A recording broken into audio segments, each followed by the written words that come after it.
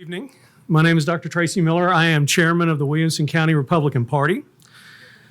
And I submit that events like tonight's forum are perhaps the most crucial time for a candidate, but not because it's an opportunity to gather votes. It's because what they say to you tonight, tomorrow, and up to the day of the election to earn your support is a kind of oath. It's a promise on the course they're going to set, the leadership they will provide through whatever kind of storms may come. Think about the forums like tonight. Remember what you've heard. When you go to the polls, you can vote for mayor. You can vote for each of the aldermen at large positions, seat A, seat B, seat C, seat D. If you're uncomfortable with any candidate for any reason, you don't have to vote for that particular seat. Candidates, what you share with us tonight should never be the things you think we want to hear. They should be the principles that are etched in your heart. They'll be the rock that you build upon, your shield, or the millstone about your neck. I may not agree with anything that you say, but we promise to listen patiently and respect your honesty. Now, just as I want to thank all the candidates, incumbent and otherwise, for having the courage to run, and I also want to thank all the rest of you for having the commitment to come here and vet the people you would vote for, I also need to thank all the people who worked tirelessly to create this event. None of us would be here without the efforts of Christine Deakins. She was sitting at the front table, the WCRP's Assistant Secretary and head of our Elections Committee. Christine, you have our thanks.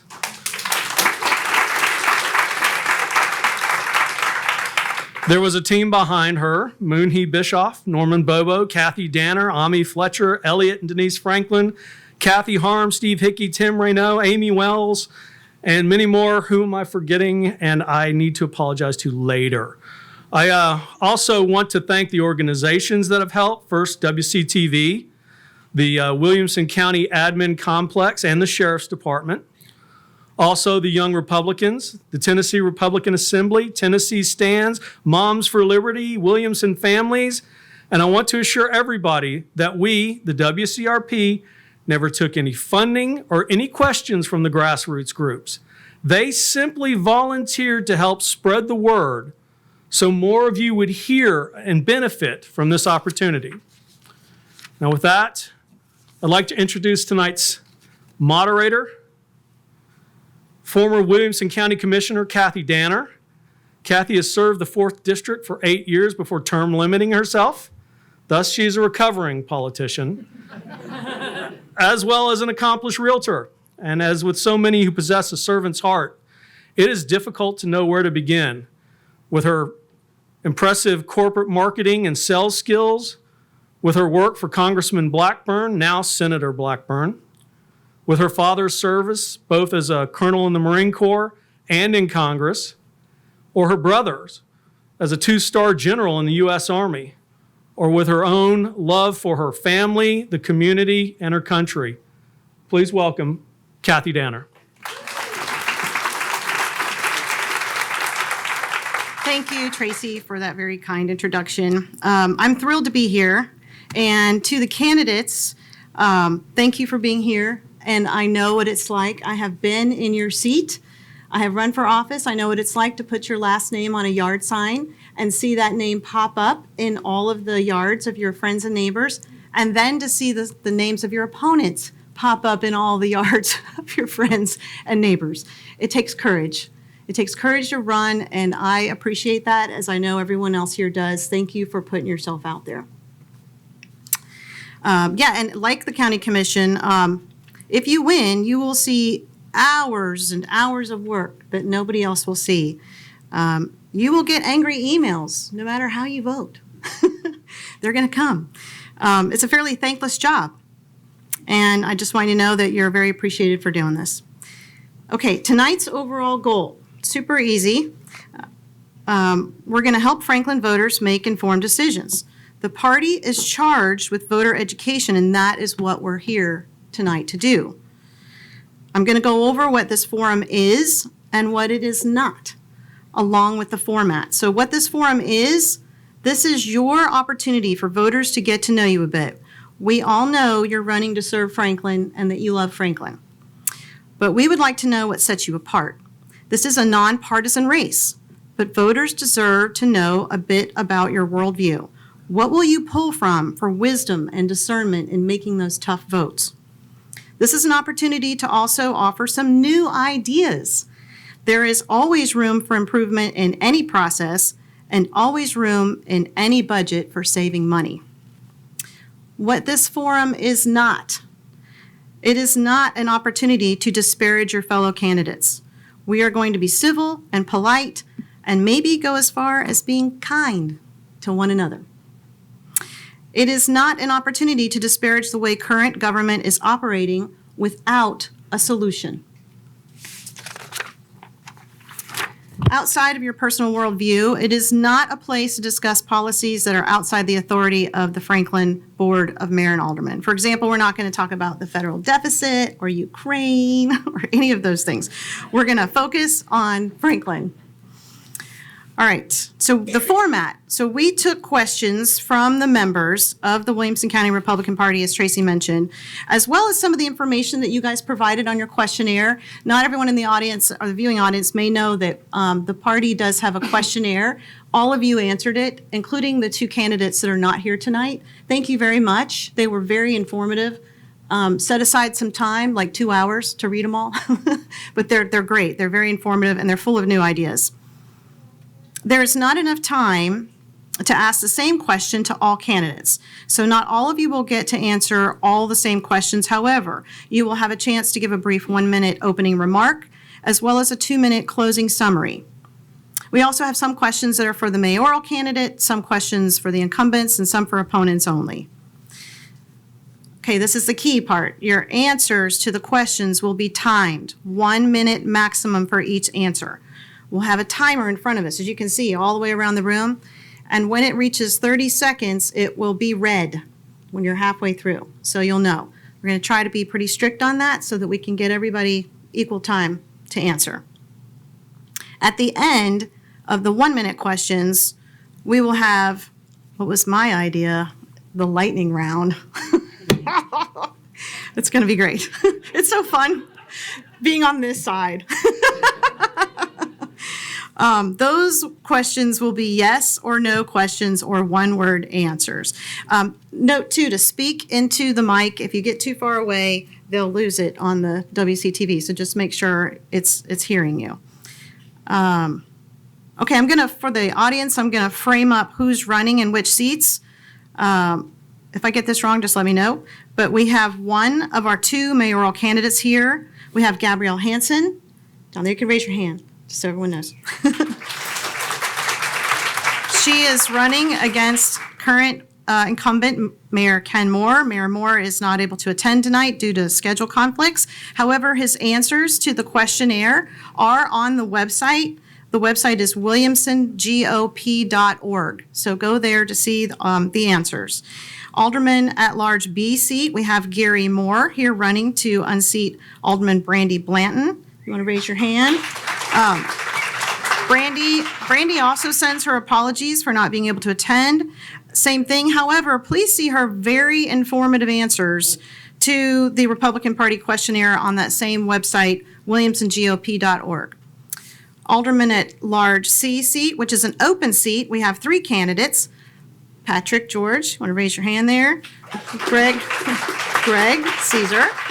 There we go. And Bhuvani Mavala, who told me to call him BK. So, all right. And then Alderman at large D seat, we have our incumbent, Ann Peterson. Raise your hand. And Jeff Feldman, her opponent. Okay. Do you candidates have any questions for me? Any questions? We got it? Okay, you ready to go quick? 1 minute. All right, so we're going to start. The first question will go up on the screen, and it is going to be your opening statement. It is for all candidates. And so we're going to, if you could briefly summarize your background and why you're running, and we're just going to start down at the end with Gabby. You're going to go first on this one. You got it? And then after you go for a minute, we're just going to go We're just going to go all the way down like this, and then the next question, we're just going to go back like this. We're answering this question. Yes. Is it the opening statement? No. Okay, that's question number 2. All right, so you're gonna speak. This is your 1-minute opening summary, and so you're just going to briefly summarize your background and why you're running. There you go. Gabrielle Hansen, I've been alderman at large for almost 2 years. You just got to get closer. You just got to get closer. Get about, yeah. Gabrielle Hansen, I have, can you hear me now?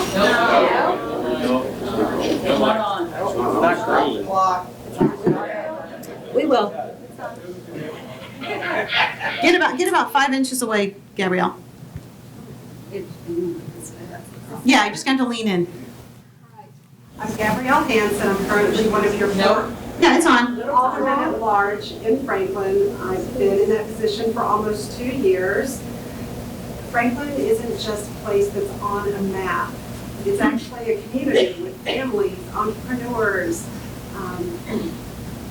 dreamers, and people who come from far and wide seeking what they feel is the last bastion of sanity in America. Or maybe you've lived here forever and you know how precious the traditional values are in Franklin, and you want to do something to protect those values in this lovely community that we all call home. So I'm running because I want to make sure that we remain a family-friendly, traditional environment, a great place to raise our children, as I have my daughter Ashton with my husband Tom. We have a horse, Bluebell. I'm a realtor, and I love this community and want to make sure that it remains that #1 destination for visitors and residents from around the world. Awesome. Thank you very much for giving me the opportunity to be here and talk with you. I have served as an at-large alderman in Franklin for 16 years. Oh, okay. Just got to get up to it. Yeah. Is it going to work now? Yeah. Better? Yes, that's better. Okay, well, maybe I need to use my school teacher voice so that people can understand me. In fact, I was a teacher of math at Columbia State Community College for 30 years before I retired. As I say, I've been an alderman for 16 years, and even before that, I was on the Planning Commission, so I have seen so much of what has come about in Franklin. But the main thing that I want to say is that the old school teacher does her homework, so I have to read all of the materials so that I can be able to get an informed situation to give me what to decide or how to vote on some things. But the other thing is I've been sometimes called the citizen's voice that was on the Planning Commission even before I became an alderman. So I was interested in what citizens thought at that time also. And so I am, as I say, very happy to be here to get a chance to speak with you. And I see my time is up. Hi, my name's Jeff Feldman. Well, it sounds like it's on. Hi, I'm a Sagittarius. Oh, this isn't a dating thing. Sorry. So my name's Jeff Feldman. I'm originally born and raised in Chicago. I had a lot of dreams in my life and to try different things and move around. So I've gone out and achieved some of those dreams. I lived in Las Vegas. I lived in Beverly Hills. I lived in Laguna Beach, and was living on the ocean when things didn't look so good in California. So we decided to move here. We love it here. We came here for freedom and Jesus. I am 51. I want to thank my wife, Natalie, for being here, and I want to thank God for giving me a voice and helping me speak. I am a cancer survivor. I also have overcome a major speech problem, and what I want to do is I want to give you guys back your voice. I was robbed of my voice here, and I want to give everyone back their voice.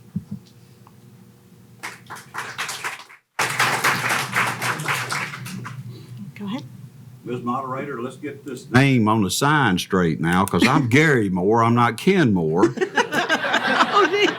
And contrary to popular belief, I'm not his dad. But I am Gary Moore from College Grove, Tennessee. I'm a 1974 graduate of College Grove High School. That tells you how old I am and what in the world am I doing here? Well, we'll get into that as it goes, but I grew up on a farm as a sharecropper down on Cox Road. It's still in farms now. We rented it. We were sharecroppers. We didn't have any land, so we grew tobacco, corn, wheat, soybeans, cattle, hogs, chickens, and vegetables. Okay, so I did all that through high school, went to MTSU, got a plant and soil science degree, stayed in agriculture for 37 years, working for the United States Department of Agriculture Soil Conservation Service. So after that 37, I thought I still love farms, so I went into protecting farms, and that means it's going to stay land and a farm forever. That's until God calls us all home. It's going to be a farm. And then I went into Tennessee Department of Agriculture. An opportunity came up to be a plant inspector and go check Walmart, Home Depot, Lowe's, nurseries, and greenhouses for insects and diseases. So I'm very proud to be here, and I hope to tell you a lot more about this as it goes along.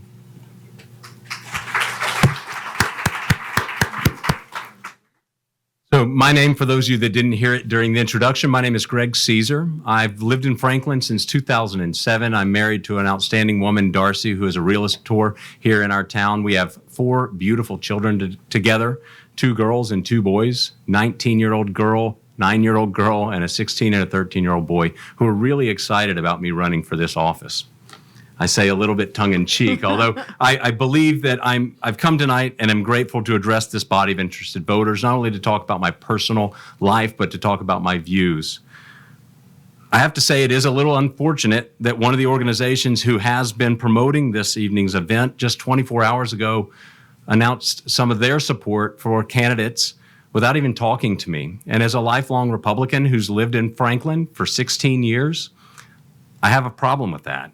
And so I came tonight, hopefully, to speak to the undecided voters, if they're here or if they're at home, about what makes me a good candidate for a conservative voter in Franklin, Tennessee. Thank you.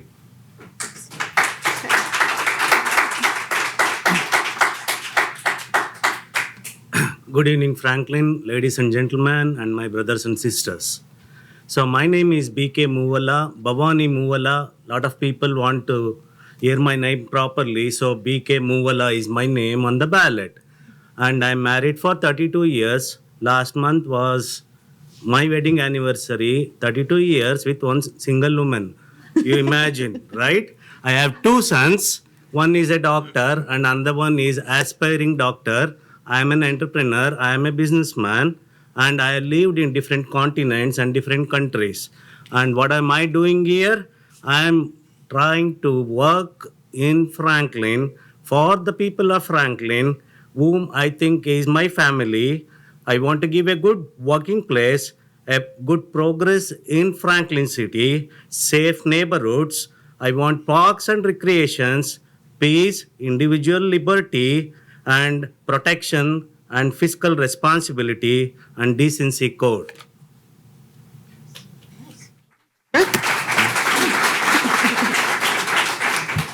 My name is Patrick George, and thank you all for coming out tonight, and thank you for having us. I'm a devoted Christian.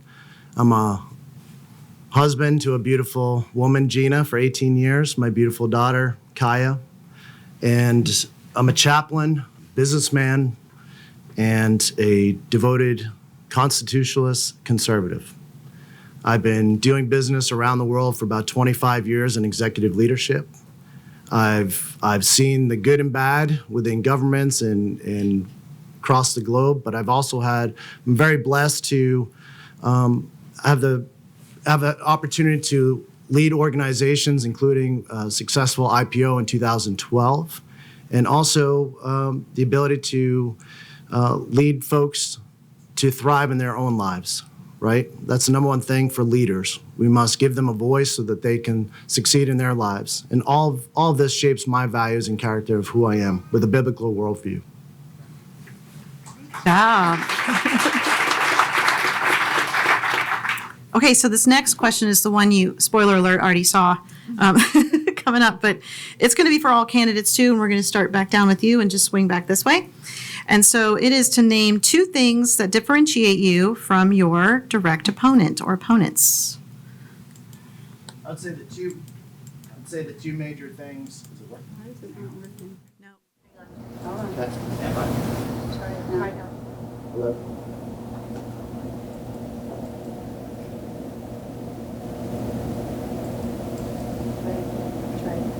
Hello? There's bad service in here. Yeah. Still outside. Just training to be an alderman. That's right. This is good training.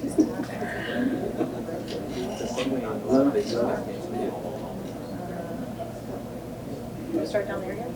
Yeah, let's start. Yeah, sit down. BK. Yeah, you speak it. It's not awkward at all. All right, this is a little awkward.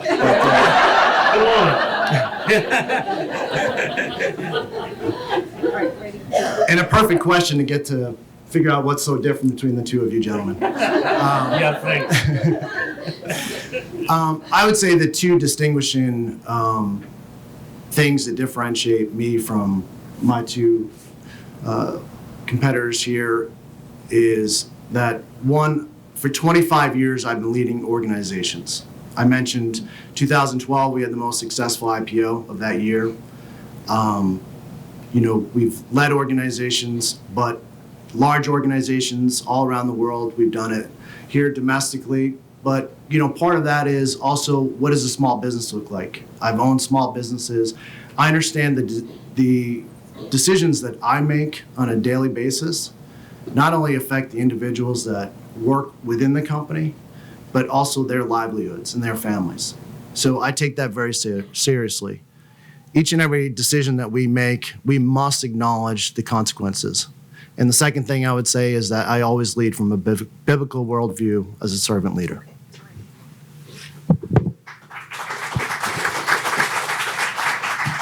Right? Okay, how do I differentiate myself between these 2, right? They are my Thanks. friends, so we are all same. So they are also very well professional. So coming to me, I ran, this is my 3rd election. I ran against Pearl Bransford, then I ran against Gabriel, my friend, then I'm running now. So I have knocked out of 60,000 homes in Franklin, almost 30,000 homes. So that is one difference. In the last 14 years, I have been on non-profit boards. I'm the president of non-profit organizations, and I'm also the finance committee in the church. And I have been to every organization and volunteering activities across Franklin and Williamson County and in Nashville. So I can say I am with Franklin citizens at the grassroots levels. I work day in and day out, whether you take schools or in general public. So thank you. So what differentiates me from my 2 colleagues here is, number one, I've been here since 2016. I understand the heart of Franklin, not only because I've been here a long time, but because I've not sat quietly by and participated from the outside. I've invested myself not only in my church as a former member of our parish pastoral council. I was involved in Citizens Leadership Academy, Franklin Citizens Government Academy. I'm a graduate of Franklin Leadership. I have also been appointed and been an active member on the board of zoning appeals since 2010. In addition to that, I take a strong interest in nonprofits. Much like BK to my left, I'm a member and active with the Brett Boyer Foundation. The Brett Boyer Foundation looks at congenital heart defects, making people aware of 1 in 100 folks that have a congenital heart defect, and we raise money to fund research. I also am active in my friend's house, which is a Franklin-based charity that helps young men who without a home. I think the differentiator for me is that I'm balanced in our community with activity and involvement. I was hoping the mayor and Miss Brandy would be here tonight so I could thank them for their service. That's one thing my Bible tells me, is that we're to honor our people in leadership. So I want to do that as she's a leader, but I disagree with some of her. And I think that's what biblical also, that we can disagree with each other and agree to do this. So I wanted to thank her for her service and let her know that I'd still be home watching Tennessee beat Alabama, I hope, one day, and Gunsmoke and Bonanza and Barney, Andy and Mayberry. I'd be watching all that right now, but because of two things that happened at the city level that I just could not get comfortable with and live with. The first being the pride permits that we do not need to ever, ever, ever have in the city of Franklin. And the second one is the Mid-8 development. I think it was carried on in maybe a not proper enough way to figure out everything. I think it was rushed along, so I would be that.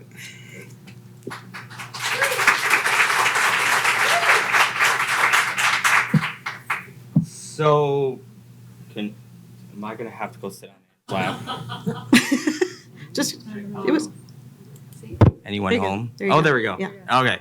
So, two things that differentiate me, besides my height, I finally am taller than somebody, is that, so I respect all the work that Ann has done, but it's all located here. So I've been on leadership councils, I've been part of city council in other cities, I've lived other places, so I bring a fresh approach, a consultative approach to what people do in other places in the country that maybe we might be able to do here, and it might be actually more efficient. In addition to that, I am an entrepreneur. I've worked in many different industries. I've been a partner in aerospace, restaurants, a water company, lots of different companies, built and sold companies, and so I bring a fresh approach to the business perspective of this town.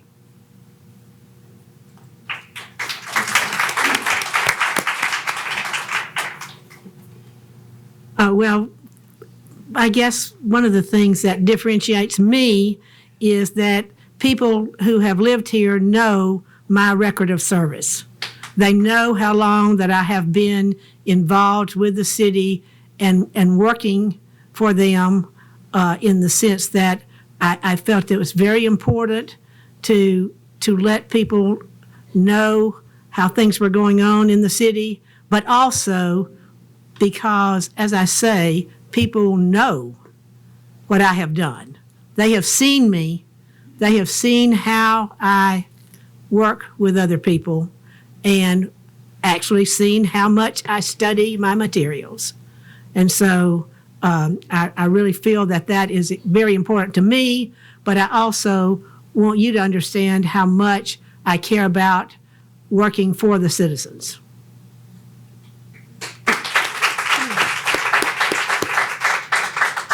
The two differentiators between myself and my opponent is, for the first time, you will have someone to represent your voice, as what most of us are not part of that exclusive inner circle whose voices have been so loud for so many years. The second thing that sets me apart is I'm fiercely protective of our traditional values and our family-friendly environment, and I will do anything to protect that.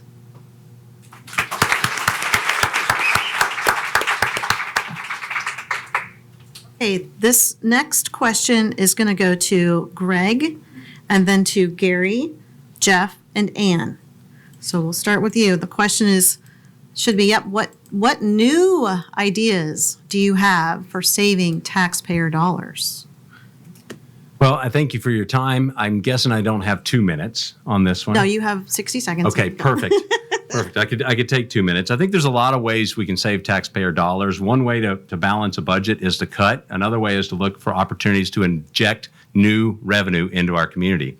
We've done a good job. Williamson County is a highly desirable place to live. Lots of you guys have jobs because of Williamson County investing in our community, attracting you, attracting your corporations, and we must continue to do these things.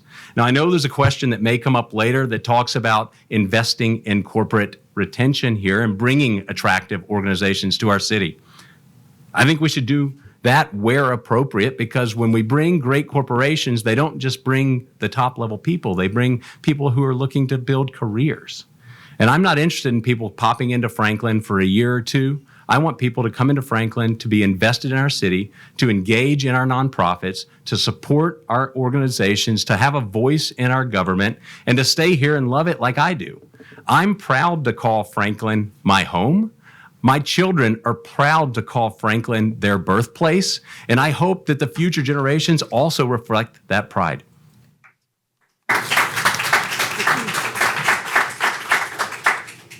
City Hall, to be or not to be? That is a question.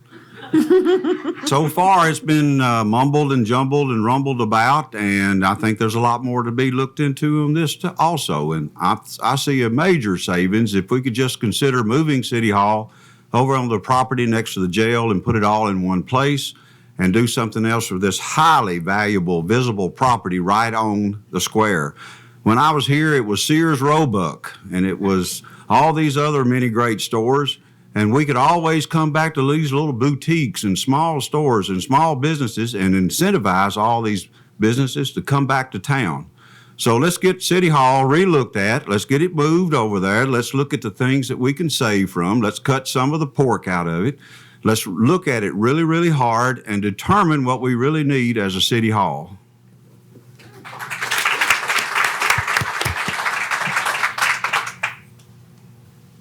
So that's actually one of the things I was going to bring up too. As far as saving taxpayer dollars, that is a good way to save taxpayer dollars, right? Put the City Hall where it's supposed to be, next to the police department. If you go to most cities in this country, you're going to find City Hall next to a police department. Having said that, even better than saving taxpayer dollars as well is increasing revenue in the city through taxpayer dollars such as tourism, right? So if we can put where the current City Hall is, if we can put that as retail, maybe a little hotel, something that we can use on the square, maybe more restaurants, whatever we can do there, we can actually use that space to bring in revenue into the city. And by bringing in revenue into the city, which that area right now does not bring any revenue into the city, then by bringing that revenue into the city, we're going to actually save taxpayer dollars via that idea.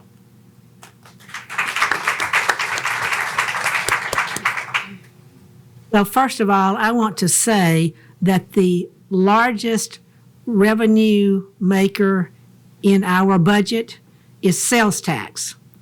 We have so much sales tax coming in, and it's not just coming from citizens of Franklin. It's coming from all the tourists that come around here.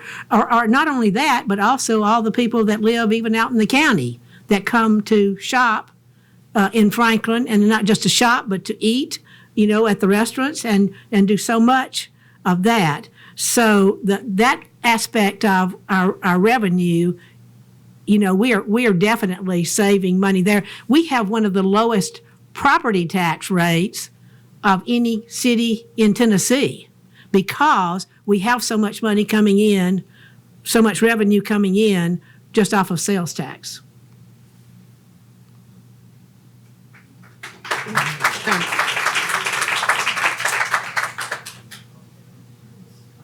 All right, this next one is going to be for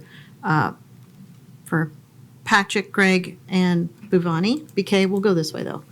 I didn't know how you're going to be sitting. So we'll start with you. And it's similar, it kind of carries over from the last one, same theme. So if the vote for a new City Hall building doesn't go forward, what are your alternative ideas? So I think we're assuming that the vote for the City Hall doesn't go forward, but I would start by saying I ran for alderman in Franklin in 2009. I lost by 38 votes. And do you know what the number one item on our discussion topics were in 2009? It was a new City Hall. It was a City Hall that currently was unusable, that had leaks and rain coming down through the ceiling. And we spent a lot of time talking about spending, at that time, $60 million for a City Hall. Now, since then, we have outsourced a lot of our city services because of growth and not having space within our current City Hall building. I certainly believe our City Hall has reached the end of its usable life. What I would wonder is how much have we outsourced, and are we building a city hall that's suitable to bring everyone back together? We don't work in 2023 the same way we did in 2009. So I wonder if we're going to spend $100 million of taxpayer revenue to build a building where half of the city employees could be working from home. Okay? So if the vote for new city hall building doesn't go forward, what are your alternative ideas? The confusion here is like you're talking about the existing city hall or the new city hall building. So if the new city hall building, we do not know where it's going to be, right? So the new city hall building doesn't go forward. I would, until a new city hall can be thought or planned, or if the budget based, we can actually go and rent some place and save those dollars. That is one option. And as others were suggesting, we can build next to the police, whatever the police department today we have. But if you don't have a new city hall or an existing city hall, where do we go? So we need to think about that. And I think strongly that we need to have a new city hall. Is it working out? Okay. So look, I think I'd like to answer the question, which is what are the alternatives? I think first of all, we have to look at what's happening now. We're proposing a $100 million city hall, which is going to cost each and every one of the citizens, man, woman, and child, $1,250. That's a burden on each and every citizen of Franklin. We need to be aware of that. So how do we get to $100 million? Current leadership. That proposal, absurdity. That is not caring for the citizens. So what is the alternative? I think we need to, it's not about a plan, it's about preparation. We need to look at how to properly set forth the infrastructure, the planning, the traffic studies, the impact. I think if we redevelop the Columbia Road next to the police station would be a great alternative. We could save 40% on the cost there and actually start building up that area.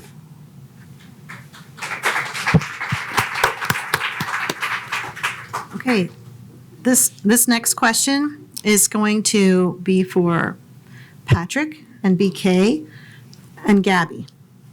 Okay, so Patrick, we'll start with you again. Do you believe it is fair or unfair for one business to receive a tax abatement when other new businesses do not receive the same tax abatement? Under what conditions would you support a tax abatement for just one business?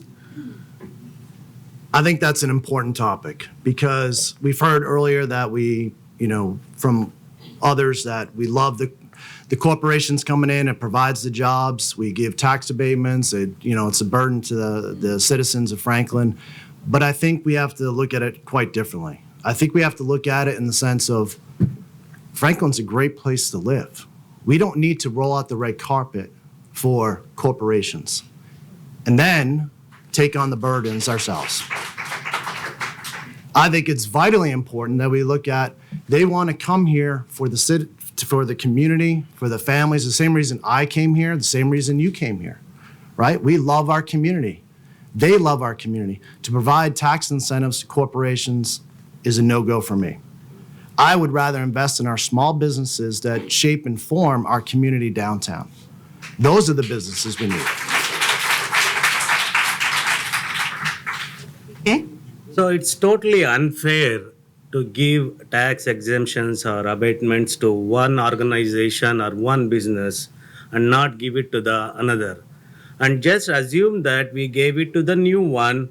So what will happen to the old businesses or the small businesses that were existing?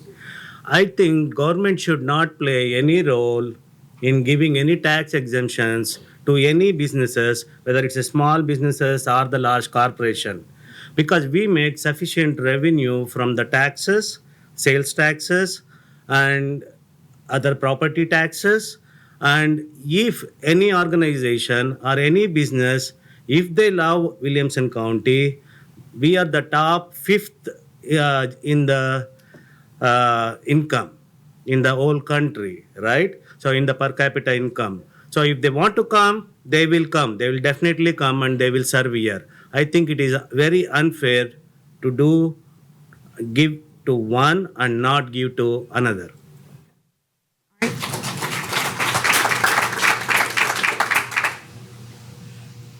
Business tax abatements, known as a TIF, a pilot or corporate welfare.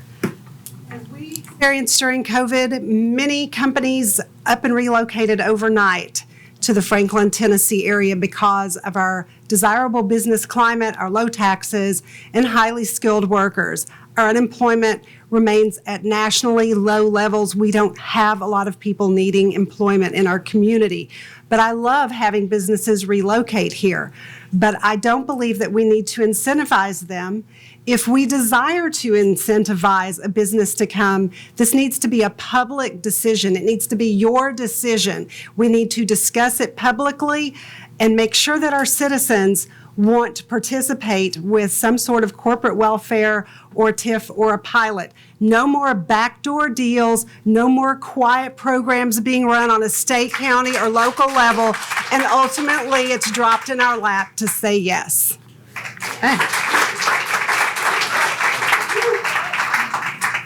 Okay, first of all, you guys are doing so good staying in a minute. I knew you could.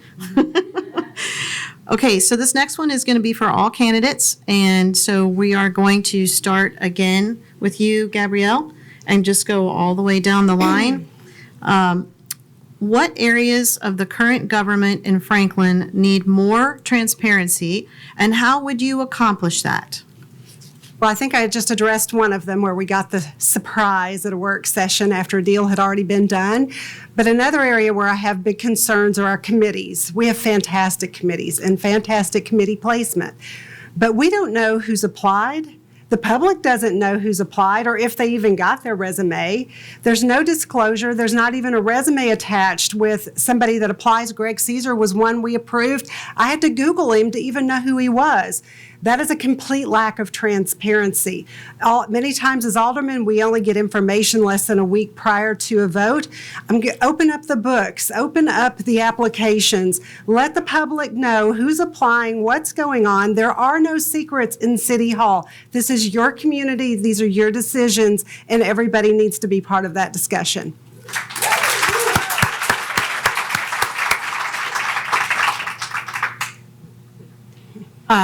I had made a note here because that was one of the questions that we filled out, some time ago.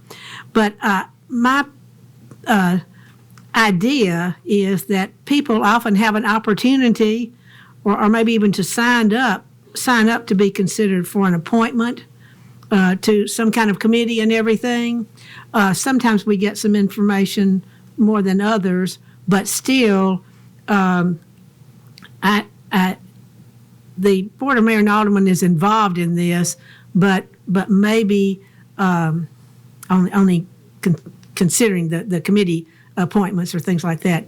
But I feel whenever we have all of these meetings, we have work sessions, we have our regular meetings, we have our committee meetings. They're all online or on Franklin TV and everything, that you can go back and look to see what was said. So I do not feel that there's not a great deal of transparency.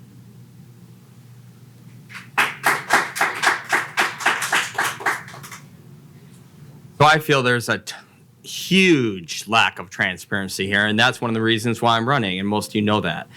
I've been appointed and voted on to several committees over the last 15 years, and the way I did that was using public transparency, right? So you had to get an application in, you had to not only apply, but you had to interview. You had to interview with everybody on city council, and then you had to go in front of city council in a public forum like this, and you had to interview again before you get appointed to make any decision within the city. So number one, that's transparency. Number two, I believe that we need to change how we vote on big ticket items that affect all of our dollars in this place. And so one of those things is by introducing referendums. Referendums go on a ballot, and you vote. Something like City Hall should be voted on by all of us, not just 8 of us.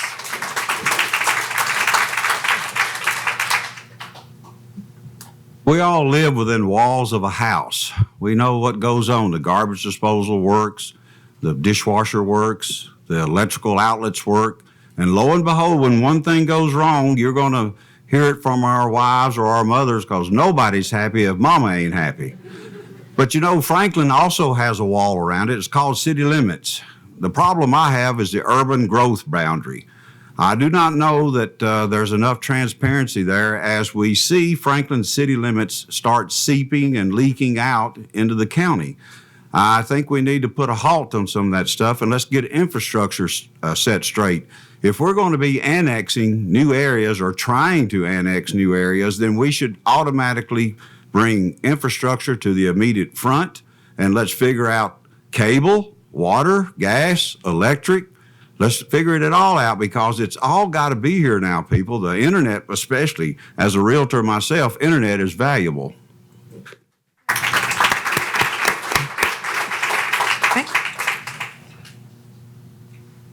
But I think that the rules of our organization, the government, require us to notify our populace. We send information out about when meetings are going to happen. I think there have been some good points that have been raised here tonight, but part of this isn't on the government. Part of it's on the people in this room taking up notice and going and participating. I've been to board meetings and there's 1 or 2 people there. If there's a hot topic, there's 200. But part of it is on us as members of the citizen representative body going in and participating. So I don't know that it's only on the government. But one way I would think that we could help with transparency is by having some of the things that people have talked about tonight, allowing individuals to be nominated by somebody other than the sitting board, mayor, and alderman. And if you have questions, go to a meeting and ask people. And we should probably look at having people vetted differently. I'm grateful that Alderman Hanson was able to find me on the internet. I don't know that everybody has their whole life and work history available on the internet, but I certainly do. If you have questions about me, go there and look it up. And maybe you would support me being appointed on the board of mayor and alderman as well.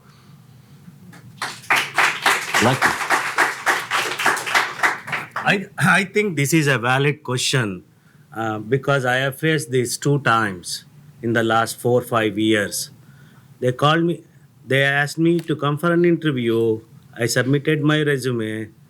I went, mayor interviewed me, nothing happened. I do not know who others were there. They did not tell me anything. The second time was like 3-4 months back. There was one more position, one more committee which was open, and which was one of my friend told me, and I applied. I did not receive anything even after 2 months. So when I followed up, they said it's already filled up. So what exactly you mean by it's already filled up, right? So you don't inform us, you don't let us know, you are selecting whomever you want, and you are doing favoritism. I don't know if mayor is doing it or other alderman is doing it, but it's not right whatever is happening to the normal citizens of this Franklin city, because there is no transparency.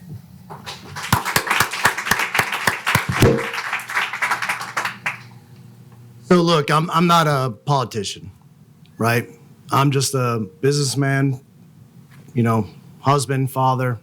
But I do recognize that when we approach a business and we want to attract talent that can actually perform at their jobs, we like to interview candidates. And I believe that's a valid concern.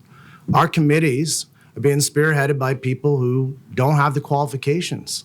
We talk about, the other night we had a forum as well, and we talk about growth. That was a big concern of the focus here.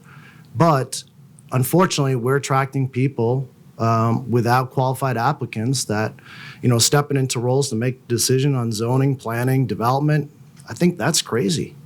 There's so many people with so many gifts here. We should be able to allow them to come in. That's pure transparency. How are we going to build a better future if we don't start now in the present? So I think we need to start doing that at the alderman and the mayoral level. May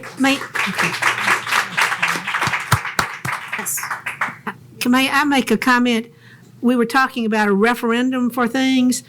There was a referendum, that is, the city vote. The citizens of the city voted to buy that building that is now our city hall.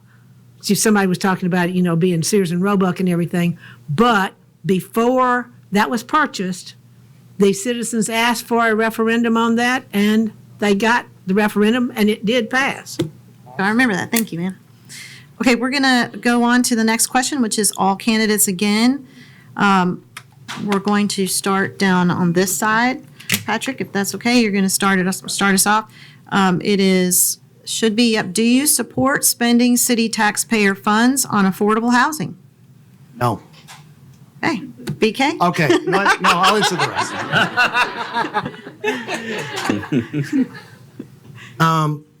So it's a no. I don't think cities should be involved with that. That's, when we look at this, you have to understand the city of Franklin, very affluent city. The average home price is $1 million.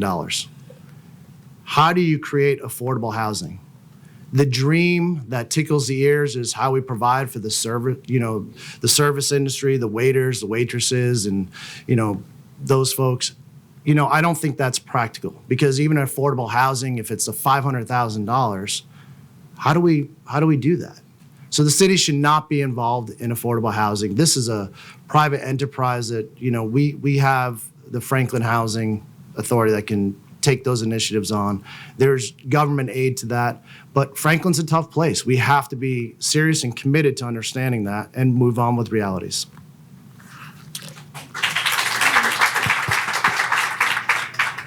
I strongly believe that government doesn't have any business in paying taxpayers' dollars for affordable housing. The only way the city can support is maybe certain incentives can be given to them. Maybe a place is there, or help them with something else, with joining with the builders. Again, Franklin City is having its own it's a separate organization, Franklin Housing Authority, which takes care of it. And again, Franklin City doesn't have to get involved into this. It's not your taxpayer dollars. It comes from the federal government if you are supporting that particular avenue or cause. And again, I'm saying city doesn't have any business in supporting or paying taxpayers' money. So I don't think the city should be involved in funding homes, full stop. I think the city has fantastic nonprofit organizations and private enterprises that are interested in building homes and developing in our community. And I think we should leverage that. You can have the time back. Yeah, it's awesome. I don't get applause for the time back. That's good. We'd be great at the lightning round. All right, Gary? The answer would be no. I grew up in a 12 by 50 trailer on the side of Cox Road. 5 of us lived in that home, okay? Was that affordable? Yes, and that's all we could afford. So there's an education problem going on here when we can't live at or below our means. So we need to try to help our people understand that they don't have to have that $500,000 to $1 million home, and that at interest rate now 7 or 8%. So let's rethink what we're going to buy and live in. Now, it's all freedom of choice. I have no problem with that. If you want to go after a nice big home, have at it. We live in a 1,700 square foot home, and we have to scream at each other now just to find each other. So I would like to see us work with our contractors. Let's bring them in and let's sit down with them. That's one of the first things I want to do is sit down with all our contractors and our builders and see what in the world is on their mind.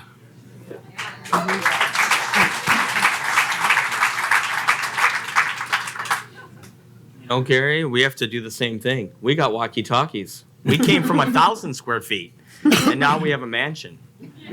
But in all seriousness, no. The city has no right to interfere in free market. It's actually illegal for the city to even be a part of that, number one. Number two, a lot of people will talk about the buzzword affordable housing too when it comes to first responders, workforce, all that kind of stuff. If you were to go out in this country, Franklin included, and you were to talk to police officers, for example, about do they want to live within the city they serve, they do not. That's why in most cities in this country, they do not live where they serve. I'm sure most people can figure out why. Having said that, what I do think is that people should live below their means and not above their means.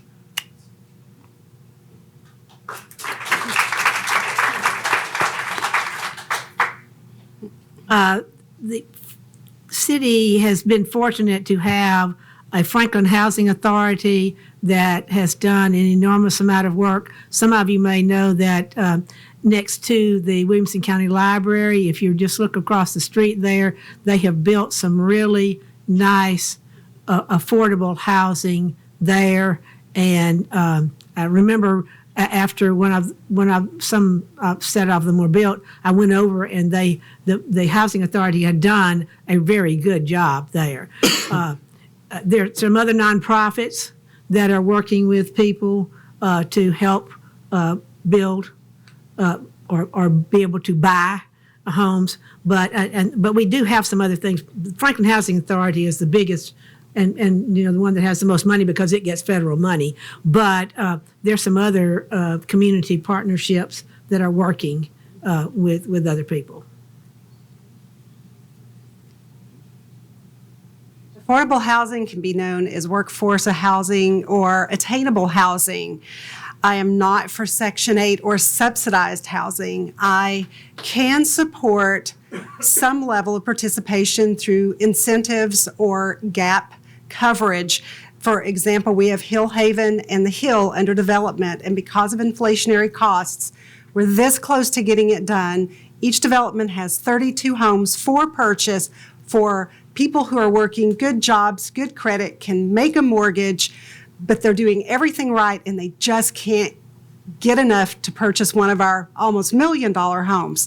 In that instance, I don't mind subsidizing those and helping $1 million to know that 32 homes can change a generation in a family and take them into a whole new level through home ownership. These are deed restricted. They're done through the community housing and several other charitable organizations.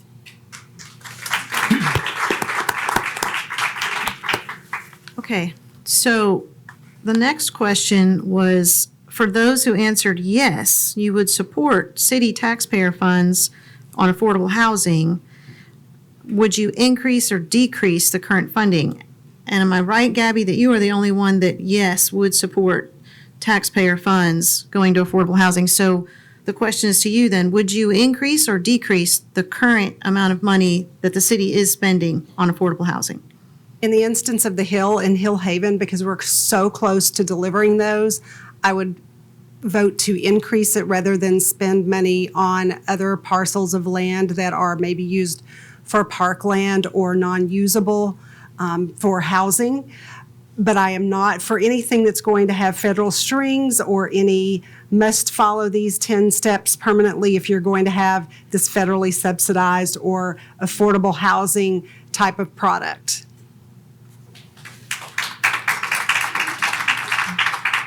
All right, this next question is for our one mayoral candidate, for Gabrielle.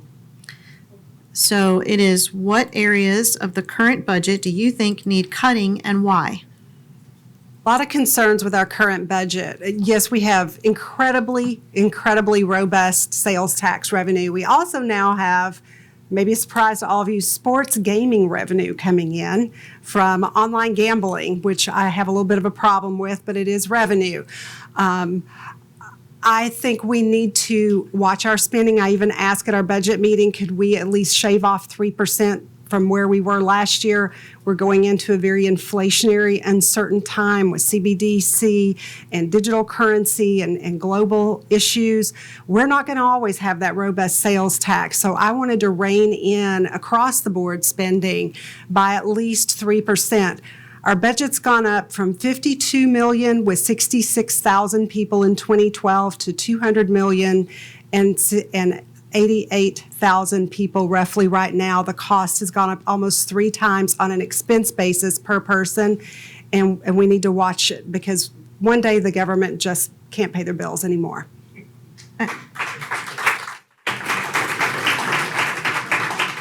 All right, this next question is for all candidates, and since we've ended there, we're going to start down here, Patrick, with you. So this question is, in what condition would a mask or vaccine mandate be constitutional under the Tennessee and U.S. constitutions? I don't believe this is constitutional at all. The Tennessee Constitution states that they provide safety and protection for the communities, but that does not supersede the individual liberties that we have. I think you saw the implications in the last COVID shutdown here. It was pursued even further by the mayor to extend the mask mandate. I think that's a big problem. I think that's not listening to your communities. That's actually counterintuitive to our small business, to our community. I think if we get fooled again on this issue, there is a significant problem. I mean, the mask mandate, proven by the CDC and everybody else, doesn't work. We've been told and fed lies. We can continue to believe the lies, or we can use our common sense to stand up and say no more.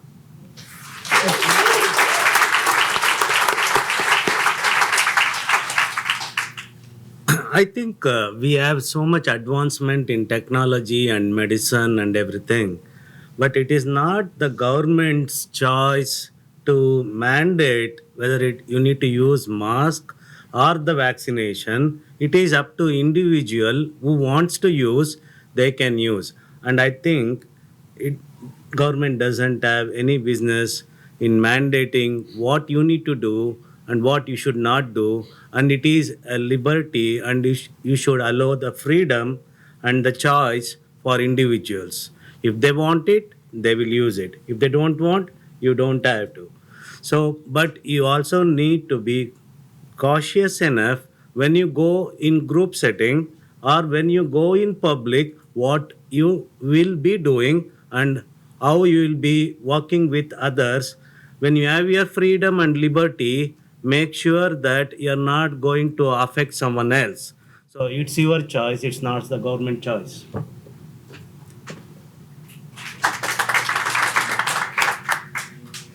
Well, the question's about constitutionality. I think it comes to what do the people want? Because there's a lot of things that are legal, but maybe aren't the best ideas here. And I think individual liberties when it comes to your own personal health, and individual liberties when it comes to wearing a mask to protect yourself or to protect others, is a decision that I can make for myself and my family can make.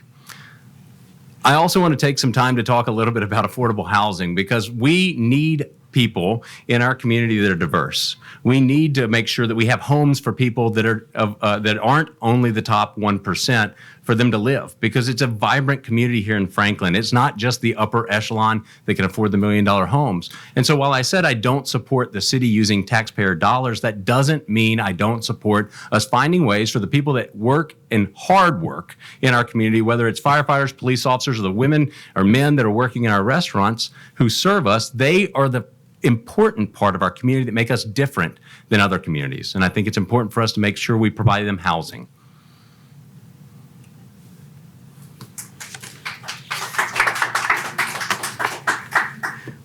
As for me, Tonto, I'm not wearing a mask anymore.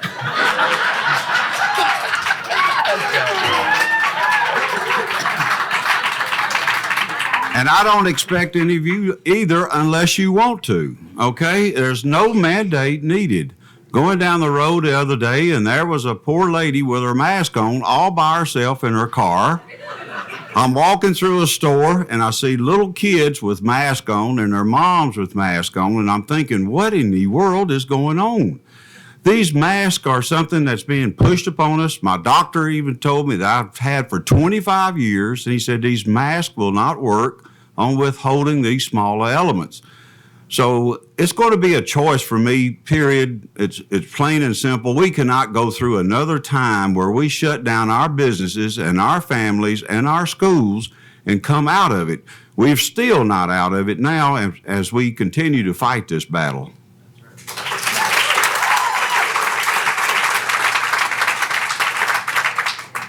So I only get one vote, but my vote is no. I voted no personally the last time I did not participate in the pandemic, and I would not participate in another pandemic either. I wouldn't force any of you or anybody to participate in anything that you don't want to do something like that as well. I do agree with you. I actually do find it comical, yet I find it really sad to go in the airport, to see people, even the other day, driving with masks on. I've seen people, using gloves, and I find that actually really sad, to be honest, because that's a mental health condition. And so if we really want to address what this pandemic is, it's a pandemic of mental health. So that's something that I would support in getting people some help, because that fear that they have been instilled with is a serious thing.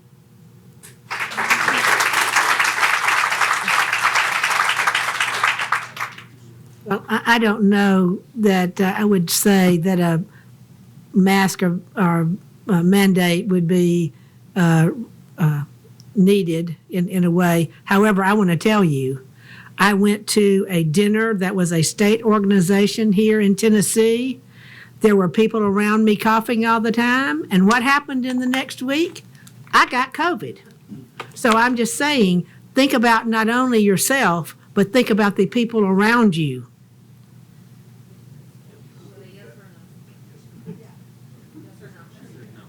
Oh, I wouldn't say that there needed to be a mandate, no. But I'm just saying, though, that happened to me, and I guarantee you that I had not been around anybody before then, and sure it happened to me.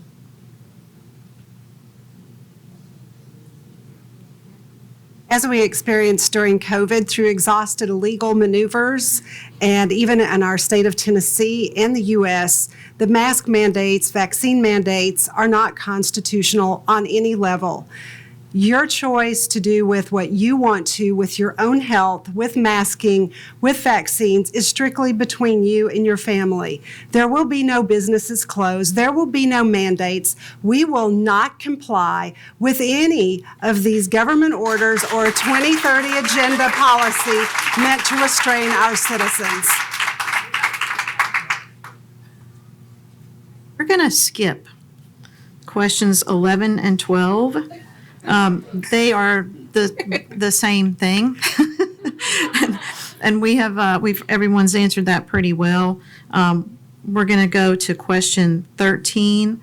It's also on the pandemic, but we're going to skip the two before that. So question 13 is going to be for Gabrielle, Ann, Jeff, and BK and Patrick.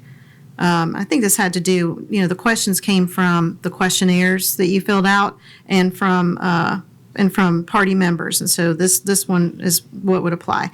So the question is, many during the pandemic were forced to accept a course of treatment or lose their jobs. If this were to happen all over again, would you support a similar requirement for city employees? Gabrielle. No, I would not. I'd choose to lose federal funding before I would force my employees into something that they did not fundamentally believe in.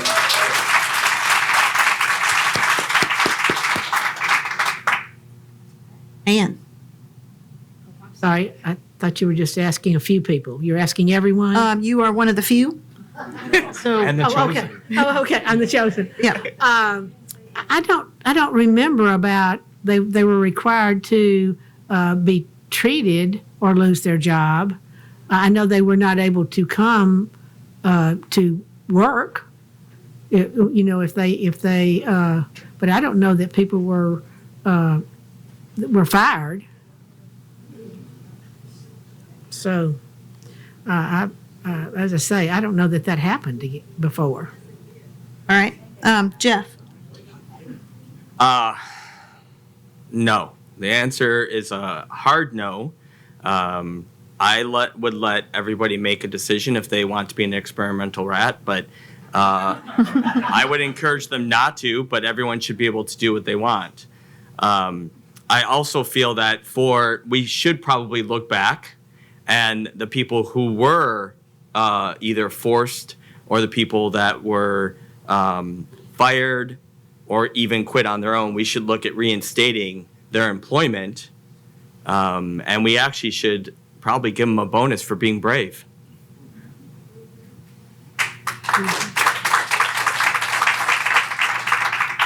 BK? I think it is on the similar lines of the previous question. So the city can't mandate or the federal government can't mandate. And I don't think like Franklin City did that or the HR department of Franklin City did that. Like if you don't take a vaccination, you lose your job. I've never heard that.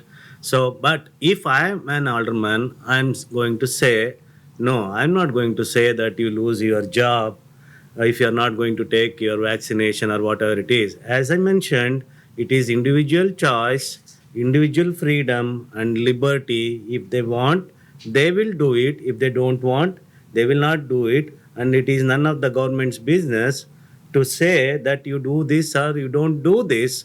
And again, as I mentioned, technology has advanced, medicine has advanced, and people should be cautious enough what they do. Just because there is liberty, they should not misuse. Patrick? So, first of all, I'm a Christian, so I don't walk in fear. I don't think anybody else should. This is the fact that this is a current topic again is just blows my mind that we have to even reconsider this as an opportunity. I mean, the intimidation from leadership to require others to take a vaccine, to cover their face, steal their identity, create mental health problems. I mean, that's a real problem. I know Jeff discussed it, but that's a real problem. And, so I would not support any type of private, I wouldn't support that with my own company. Because what the leaders do, they can heavily influence what the employees do. And I think we need to stand, it's more than just saying no as an alderman, it's more than just saying no as, the community. We need to really stand up. We need to take charge and say no more. This shouldn't even be a topic. No more. No more. All right, this next question is question 14. This came in from a member. This question is just going to be for Ann and Jeff. So, do you support changing the municipal code to require that all appointed city commission members be residents of the city of Franklin? Do you support this change taking place immediately? Jeff, you want to go first? Do you support changing?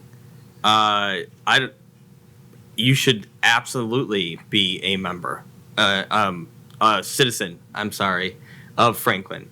If I don't really understand why this is even a question. The question came in from a member. Apparently there is a city commission member who is not a resident of the city of Franklin.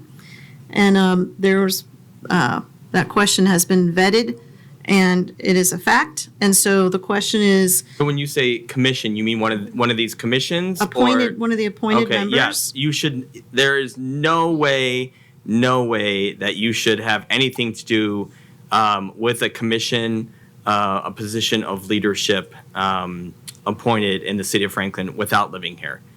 Okay. Ann? So I'm still, I don't understand when it talks about a city commission member. Yes, an appointed member. Of what? And that person was appointed. And again, the question has been vetted. There are emails proving back and forth, I believe, from the mayor himself, defending this member be on this committee, and he is not a resident of Franklin. As I say, I'm unaware of that because I would generally expect that people that were appointed would be citizens of Franklin. Yeah, okay. All right. All right, next question, 15. So this is going to go to the candidates running against an incumbent. So it'll be Gabrielle, Jeff, Gary, and Ann. Sorry, you guys. All right, so those of you running against an incumbent, when you're running against an incumbent, you are facing an uphill battle. Name 2 things that inspired you to take up this challenge. So this question, we're going to start with Gabrielle, then Jeff, then Gary, then Ann. Since you are here, you will get to answer to whatever Jeff says, since you're the incumbent. Okay? So Gabrielle, we'll start with you. What are the 2 things, try to limit it to 2, that inspired you to take up this challenge? The number one is the blatant disregard of our citizens' wishes and desires in a representative form of government. And the other is I saw so many voices that didn't matter that got shoved in a back corner because maybe they were not part of the select few, the good old boys club, or the preferred group of individuals that were part of a clique. And I want to make sure everybody has a voice in this community. Everybody.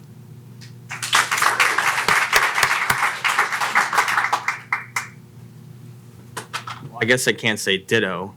So what I will say is, when I moved here, a couple of things I got involved kind of early on. I met with the mayor and the city manager. I met a lot of the aldermen, and what I found was the city wasn't exactly what I thought I was moving to.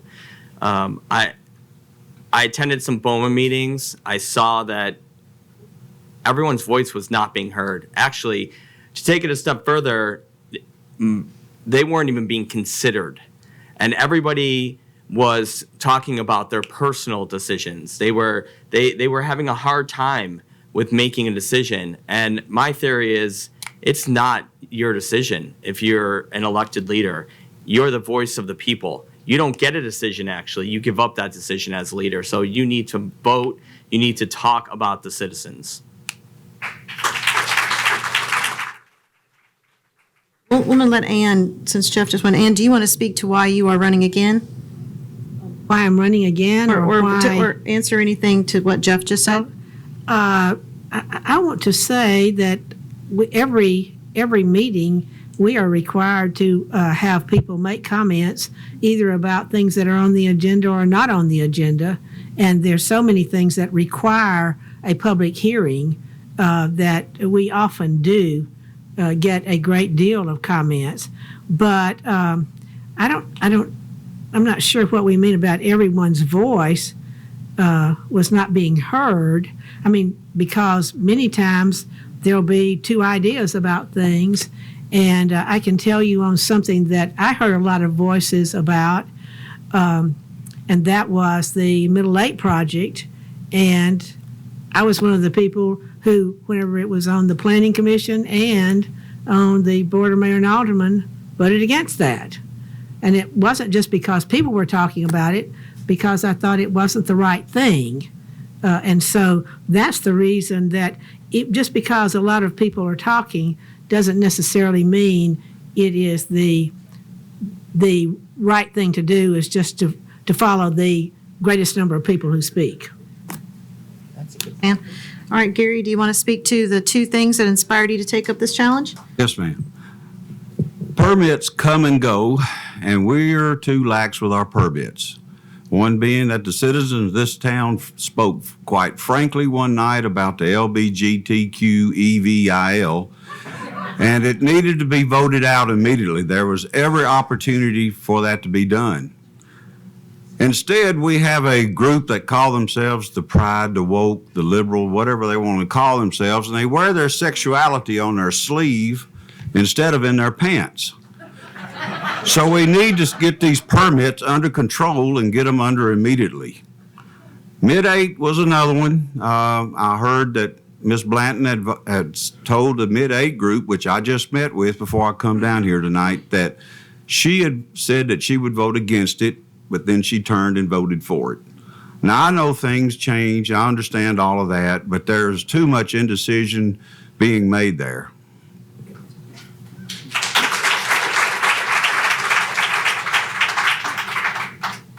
I love this next one. Okay, this is for all candidates. We're going to start down with you. You do not need to take your whole minute. You can. But to everybody, to all the candidates. But please state 2 campaign promises you are making to this audience today. So 2 campaign promises, and I think this is very important. It's safeguarding our children and families. That's the number one thing. There's too many decisions that are being made. Gary mentioned one of them, the Pride event. You know, we're not only are we being influenced by outside folks in our planning and our development and the Envision plan to turn Franklin into a community that's not something that we all came here for. So I think we need to look at this as really, it's a call to remember, right? We have to remember the values that we stand for. We have to remember the morals that we stand for. So it's, you know, it's time to take a stand. We have to stand for our future, the children that we have and their children. And the other thing I would say is we have to find decision makers. We've heard a lot of answers tonight. I don't think any of them definitive. I think we need to look at someone who can actually make clear answers and clear solutions for our future. Okay? The 2 promises that I can make is we need to have a vibrant and growing city so that we all can live happily. That is one. And the second thing that I think is the individual freedom and liberty. So anyone can make their own choice and live in freedom without affecting others. That is the other promise that I'm going to make.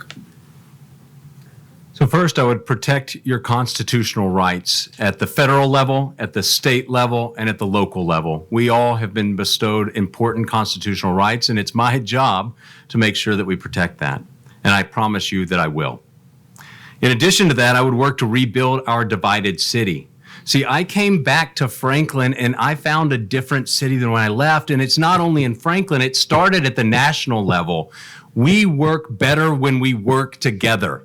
And it's my job to bring us together. I'll do that not only if elected, I'll do it even if you don't elect me, because I'm involved in our city. I'm going to be engaged in nonprofits. And if you want to have an open and transparent conversation, come and see me.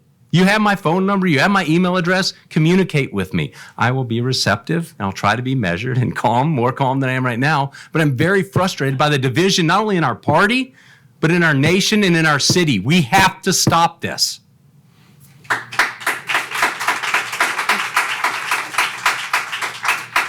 Hey, Gary? A promise was made by God at one time through a rainbow that he wouldn't flood the earth anymore. That's a great promise. I'm going to give you a great fact. I will not be voting for any Pride permits. That's one of my main campaign promises. It is a fact. I hope there will be enough of us to join together to defeat that purpose. If we don't, we're going to see a Pride parade coming down West Main Street. And am I feeding horror here? No, I'm not. It's a fact. You've seen it in other states if you watch any TV at all. So we're going to see a Pride parade. We'll see BLM. We're going to see flags, and we're going to see people that are not dressed properly or anything going on.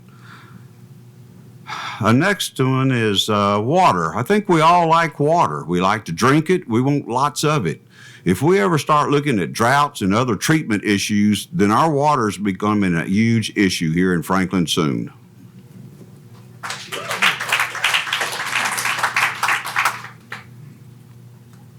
So there's not a real lot of promises that we really can make, right? Because we only have one vote.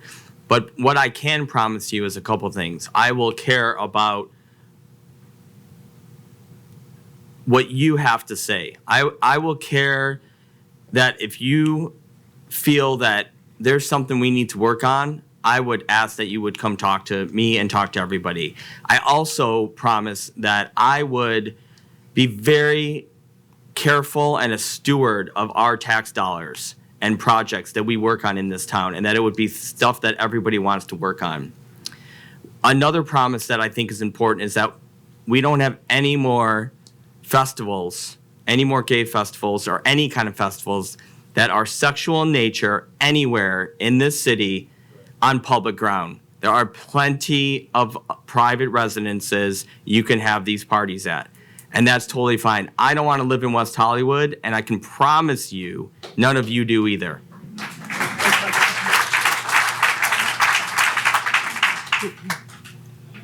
Well, as far as my commitments, first of all, I will continue to read all of the materials and do all of my homework, because that is what I believe allows us to make a good decision, but also for all the citizens in the city. So that's my second one. I want to make good decisions for all of the people who live in the city.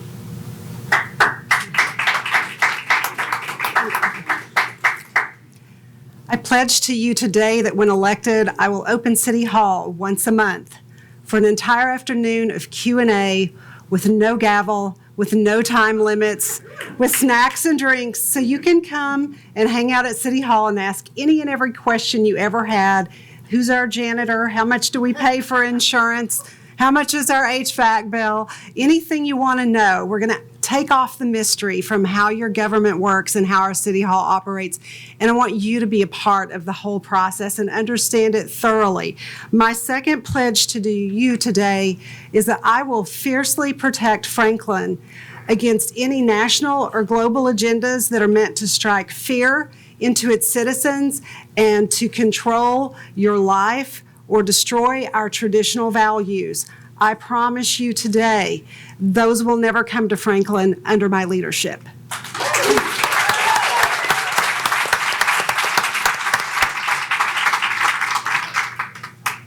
This next question, that was kind of a good segue here, is going to be for all candidates. Again, this one's can be fairly brief. You don't need the full minute, but but I think this is an important one. So we're going to start down here with you, Patrick. How do you plan on communicating to your constituents on a regular basis if you're elected?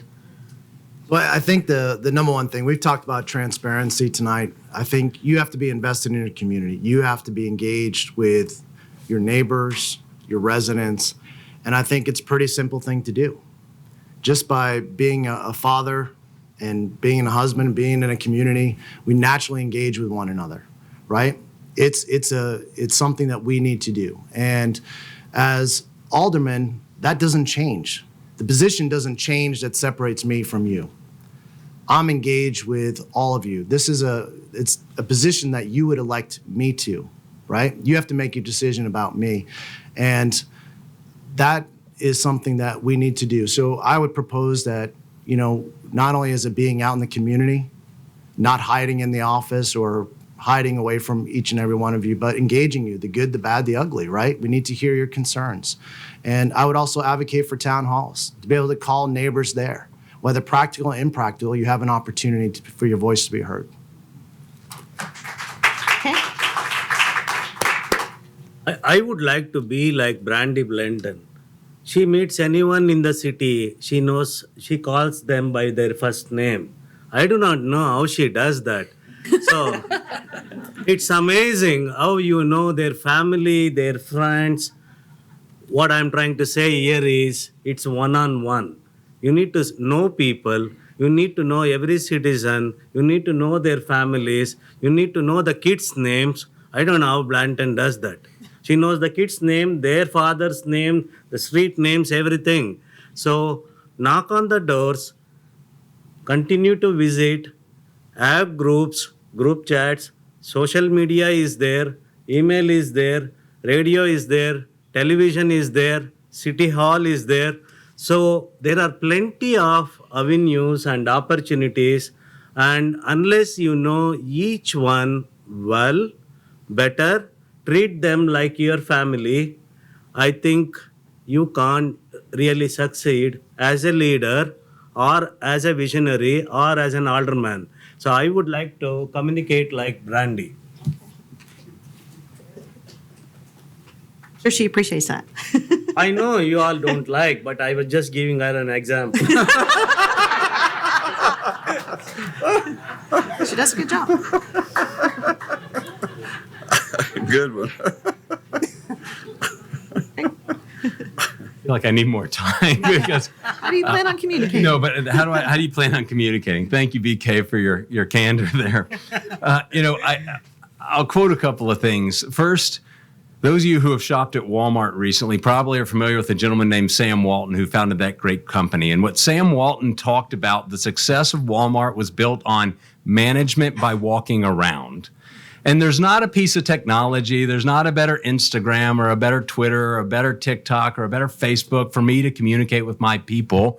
It's me walking around. It's me not staying in my bubble, but going and having really tough conversations. And I'll tell you, when I've run for this office, knocking on doors, both in 2009, being involved in community service from 2009 till now, I've had some tough conversations, but I believe if we talk together, we can figure out almost every problem that faces us. So part of the way I solve the problem is not sitting in my glass house with the people that I speak to, but it's reaching beyond the house of this Republican committee. It's reaching beyond the house of the people I know, and it's going out and putting myself out there.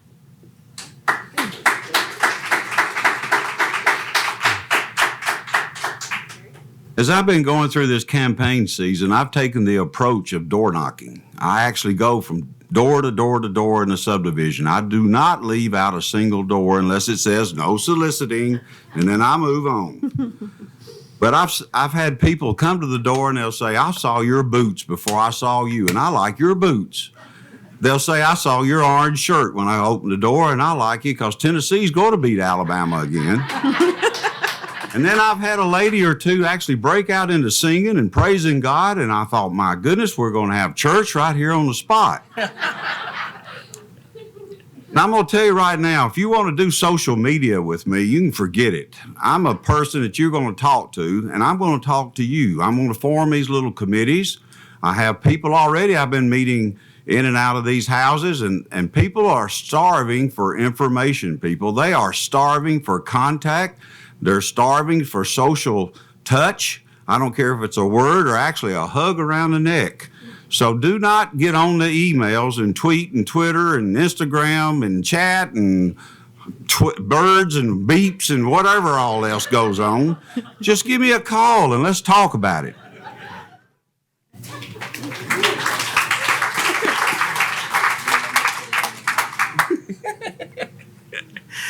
So, by a show of hands, how many people in here have ever started a Facebook page for their business or their interests?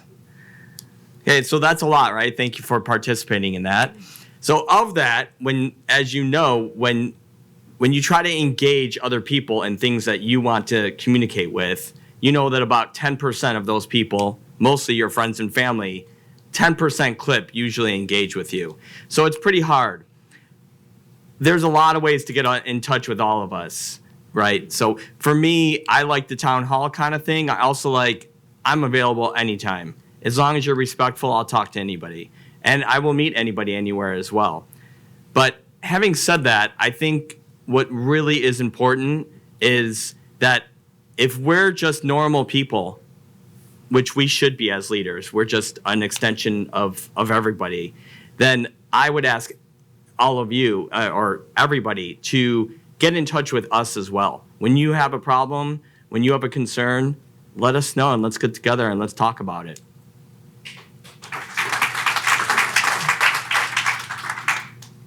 Well, one of the ways that I have seen that people who are interested in the city is that they do email me. And I read all of them. I don't always respond to everyone, but I mean, now with 80 how many thousand people, you're not going to know everybody the way once upon a time when I first moved here, you could walk down the main street and you would know all the people that were on Main Street, But what I'm saying is, though, that if people want to be in touch with me, I do appreciate the emails, and I do read all of them. So that is one of the things. But also, I do like to go to things and get to know people there, too. Well, just like tonight, I did get to speak to a lot of people that are here tonight. I believe setting the initial expectation that this government actually belongs to its citizens, is a representative form of government. It's not a fiefdom with the little minions out in their fields. This is your government. The door is open. There'll be a town hall. Please come, ask questions, participate, get to know your leaders.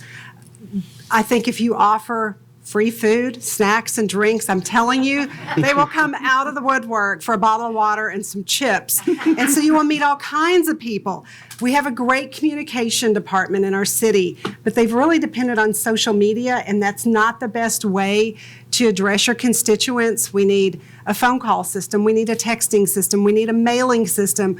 We need to utilize all forms of communication until we can get enough of our citizens engaged in City Hall on a regular basis so that they know what's going on and what's at stake.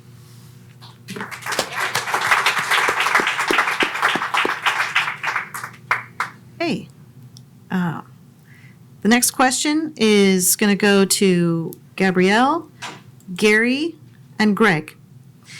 This is a member question that came in. What is your position on having hand-marked paper ballots versus ballot marking devices for in-person voting? Gabrielle. Well, having been the poster child for a voting failure known as the Tennessee error that's been used as case history in states like Georgia and Arizona when their voting was at question, I can tell you I would much prefer a less expensive and more accurate hand-marked paper ballot. We cannot depend on electricity. We cannot depend on the accuracy and security of software. No matter what they try, there are always ways to break through. I'm very much a proponent of hand-marked ballots after living through the Tennessee error.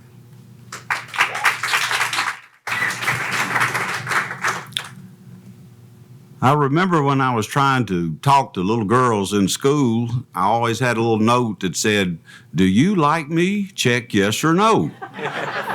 So what's the problem with having hand ballots? Okay? So let's go back to hand ballots. Let's see and get them counted up correctly at that time and be done with it. All right, if we want to really check it out, and we'll have to check our budgets and see what happens, but let's go ahead and have an electronic ballot also. And let's just prove to ourselves whether we're right or wrong here. Let's have a little electronic vote, the hand ballot vote, and compare the two. I don't see any sense why this can't be done at least one time in one election, and let's just see what it does. How far off is it, or how far off can it be? So I'm definitely for hand ballots, but let's try to look at the electronic version and compare the two, and then we'll find out one way once and for all. Greg. I think it's an interesting topic. I have faith in our electoral process. I really have faith in our electoral process. I value my vote not just as a right, but I consider my vote my obligation. I wish that all of our citizens considered their votes their obligation and that they showed up. Unfortunately, we'll probably have 7 or 8% of the registered voters show up at the ballots. If hand-marked ballots will get more people to the vote, then we should have hand-marked ballots, but I don't think that's the case. I also respect the right of individuals to use hand-marked ballots if they feel that the computer is gonna I don't know what, gunk up the numbers, and maybe I don't believe that as a person, but I believe that we should offer options to our citizens who are voting in our community. All right. Only a couple more regular questions, and then we're going to have the lightning round. All right, this question is a member question. It's going to go to Ann and Jeff and Patrick. We're going to start with Ann down here. So would you be willing to support the city of Franklin assisting the county with the educational impact fee due to the excess growth in Franklin? Well, first of all, the city of Franklin really has nothing to do with the schools, in not only the Williamson County schools, but the Franklin Special School District. They are complete entities on their own. As I say, Franklin really doesn't have any connection to the schools in that sense. However, some of you may remember that a few years ago, actually, I think there was a referendum on adding to our sales tax, and for, I believe, 3 years or at least 2.5 years to 3 years, Franklin gave the money that they were getting on that additional sales tax there. They gave it to Williamson County Schools. That's the only time I can think that would occur. But we have impact fees for roads and water and sewer and things like that. And I know that the biggest amount of money that is spent in the county, of course, is for schools. No question about it. But it's not something that is in our in most cities. Most cities and towns in Tennessee do not have anything to do with the schools. Jeff? Well, I agree. The city has no input on schools here, and as far as assisting the county with school fees, I would say no. I'd say no because I know a lot of people that are very upset with the school system here, and so I know that I don't even have to have a voice on this or an opinion because I know so many people do have a voice and opinion, and that answer would be no. I think that what we could do is maybe ask Pfizer if they would be willing to sponsor some impact fees for schools. So there might be some Franklin residents that we could talk to about that might know some people. And maybe corporate sponsorship is the idea for public schools. I don't know. It seems like it already is, but maybe we can just expound upon that. Hey. Patrick. So, we moved here, and I have a 10-year-old daughter. We moved here, and we looked at the public school system, and it's interesting. Before you try to clean up your neighbor's house, I think you should start with your own house. I don't think Franklin should be looking at the county to help support impact fees. We have enough work to do within our own schools. And I know that's easy enough to say that we have a great school system and everything's perfect, but it's not. It really isn't. We need to invest into our future, which is our kids. We need to invest our tax money into our schools that we control. We don't have anything to do with the county. Furthermore, we have $150 million sitting there in bonds. Until we bring fiscal responsibility back to the city, we shouldn't be looking to spend money elsewhere. It's a very important topic, and it's something you should all be aware of, where we place our money. Okay. All right. This is our last 1-minute answer question. However, it really ought to be in the lightning round because it should be a pretty brief answer. This came in from the member, but they would like everyone to go around. So if we're going to start with you and just go through everybody, where do our rights and freedoms come from? God. Absolutely. God gives you your rights and freedoms. He's created each and every one of you to sing that beautiful note that you each have. No government, no federal government, no state government, no city government should be dictating your individual liberties. It comes from God. It's been given to you, and we should exercise that as the body of Christ to go forth as a church, a community, as brothers and sisters. Okay. First of all, the Constitution is there for a reason, right? You have the freedom, you have your liberty, you have your rights, but it is for using for good, right? Without even affecting others or yourself or your own family members or your neighbors. So, as my friend said, to live on the earth, God gives you the right. To live in a country and follow the directions and live in the public, whether you go to the school or whether you drive your car, all those things, you need to follow certain things. So that comes from either the federal or from the state, or you call it as a constitution. So we need to balance your right, your freedom, and how you are not going to affect someone else. Just because you have some freedom, you can't drive 100 miles in 30-mile zone. As a Catholic and a practicing Catholic at that, which is Christian, for those who are not Catholic in the room, I believe that my rights come from God, but my God also tells me to obey the laws and the rules of our elected officials. And I'm proud when we pray for elected officials, even those I don't vote for, because I know this job's not easy. I'm also proud that our framers, when they established America, were afraid that oppressive religious freedoms would be confiscated at some point. So they had the foresight to make sure that they put into that Constitution, that framing document, that everyone should be free from religious oppression. I believe that to the end of the day.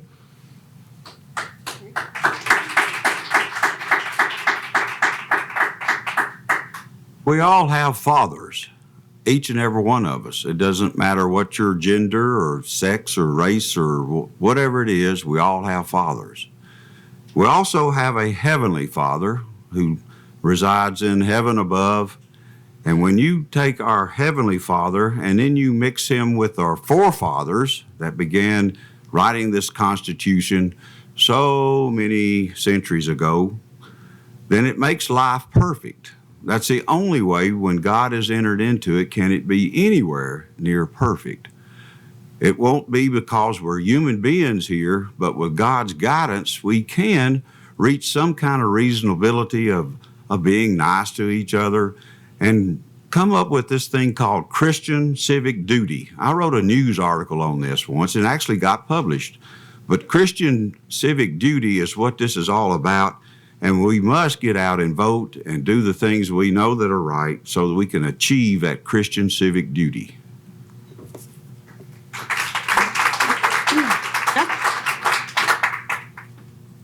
Our rights and our freedoms come from God, period.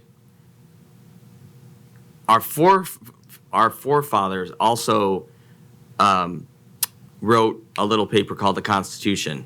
And that Constitution has some protections in it for us here on earth.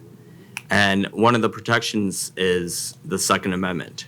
And the Second Amendment was put in there to protect all the other amendments and to protect us from other countries and our governments from taking over. And so we live in a world today where we have to find a little more God, which will give us our individual freedoms and give us some confidence and morals and values. And we just have to remember that in the times we live in right now, we have to get really uncomfortable. We have to fight.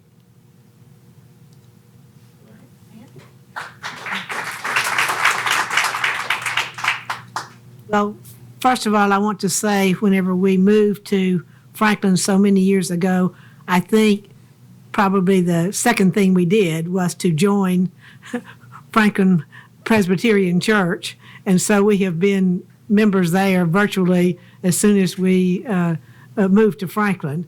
But I'm thinking in terms of rights and freedom coming from the Constitution.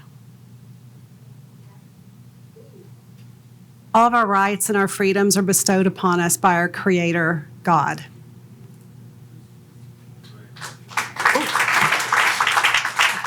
Okay, my favorite part. All right, this is hard for politicians. So it's going to be yes or no. And I can say that as a recovering one. So it's going to be the answers to these. It's going to be quick. Everybody gets a chance. We're just going to go back and forth. We'll start down here at Patrick. We'll just go all the way down, and then Gabby will repeat, and we'll come back for each question. But you basically get 5 seconds. We're not going to do the timer, but it's a yes or a no answer or a one-word answer, and I'll let you know. You'll know by the question if it's a one-word answer or yes, no. Okay, you ready? You warmed up? You guys are all warmed up. I know you can do this. Okay. All right, Patrick, we're going to start with you. Do you support term limits for Franklin BOMA? Yes or no? Yes. BK? No. Greg? No. Yes. Gary? Yes. Okay. 100% yes. No. Yes. Okay. See, that was great. Okay, the next one. If you said yes, you remember who you were? Let's see, we'll start down here. Greg, I think you said, or who said, anybody say yes? Okay, if you do believe in term limits. Okay, how many years? Or which position? For the position you're Oh, running for, yeah. Yeah. I think 8 years would be well enough. You get 4 years of in impact, and 8 years would be. I would prefer 4 years, but I think 8 years is probably reasonable. Okay. Anybody else say yes down here? You said yes. Gary? 8 years and you skip one term and run again. Oh, Jeff? I like Gary's answer. Vote for me. I'll second that. Okay, all right. Two terms max. 2 terms. Gabby? 2 terms with 2 terms off and ability to run again. Okay. All right. And then Gabby, we're going to start down here with you. Have you ever run your own business? Yes or no? Yes. Yes. Ann? I guess my business was teaching, so no, I did not run it. Okay. I did all my work on my own, but I believe you. Yes. Jeff? Yes. Yes. Yes. Yes. Okay. All right. And Patrick, we'll start down here. Will you accept or have you accepted campaign contributions from builders, developers, or any service providers that stand to make financial gains? Yes or no? No. No. Yes. No. No. yes. No. All right. All right, Gabby, we're going to start down here with you. Would you have voted yes or no for the Middle 8 project? I was a no. I voted no. No. No. Yes or Yes. no? No. Okay. No. Okay. All right, Patrick, we're going to start down here. Would you have voted yes or no for the 2023 Franklin Pride event? No. No. Yes. No. No. Yes. I voted no. Okay. All right, this one, Gabby, we're going to start down with you, but this, you may take a few minutes or a minute to think about this one. This is my own question. I love this question. Are you ready? Provide a one-word answer that defines your campaign. Start whenever you're ready, Gabby.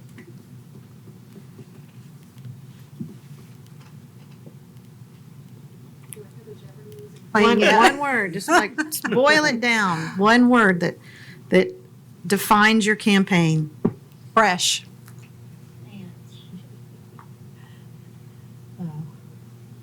Just one word only? One word. So I was going to say, This is a test. Hard work is. Okay, all right, we'll take hardworking. Truth. Christian. Involved. Leadership. Devoted. Hey, that's awesome. Good job, everybody. Okay, so that pretty much concludes our forum. I do have, everybody gets closing statements. We're gonna go around, we're gonna start with Gabby. You get 2 minutes for closing statements. So Gabby, you go ahead and start. They were running because this is probably one of the most pivotal elections this community has ever seen. Outside of the Battle of Franklin, we are now engaged in a battle for the heart and soul of this community. This is beyond an election. It's true spiritual warfare for everything that we believe at the core of our very being, and every reason that all of us moved to this beautiful community, and many of us have called it home for a lifetime. Don't take for granted that voting is not only a privilege, it's a right. And your vote counts more than ever in this election. We can't miss an election. We can't go on another 4 years on the trajectory that we're headed. We so appreciate your dedication to following this election and voting this October.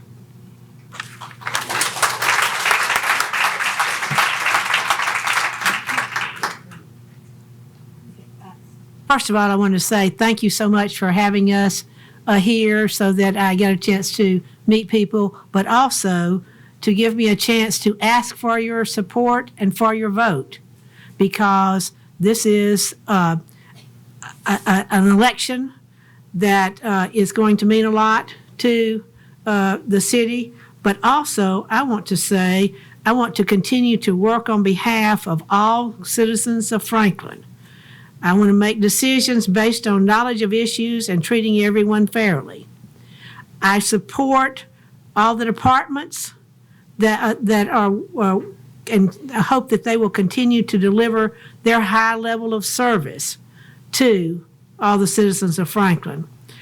I believe in spending the taxpayer money responsibly, and I certainly want us to maintain our AAA bond rating. So this is very important for everyone, and I certainly hope that everyone will not only go out to vote, but will try to get some other people to go out to vote, because normally the number of people who vote in the city elections is very, very small. So please keep in mind that it is an important thing to go out to vote, but also to try to get some other people to also go out to vote. Thank you.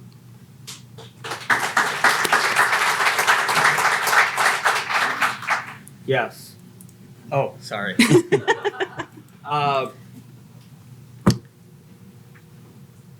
The reason why I decided to run is that I really don't agree or like the direction of where the city is headed. The whole country is headed down a path that most of us don't agree with. And even if we can't come together on 100% of the issues on both sides, we can probably come together on most of the issues. And I think most of us feel that our country and our city are not going down the right path. I think it's time for a fresh consultative approach, some new ideas. I think it's time for transparency and honesty. I think it's time for an end to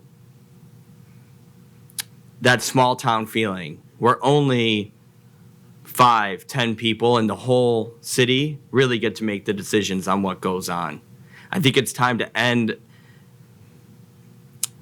the city making decisions that impact everybody, such as buying land, high density, festivals that nobody wants. I don't think anybody wants downtown to look like Cool Springs.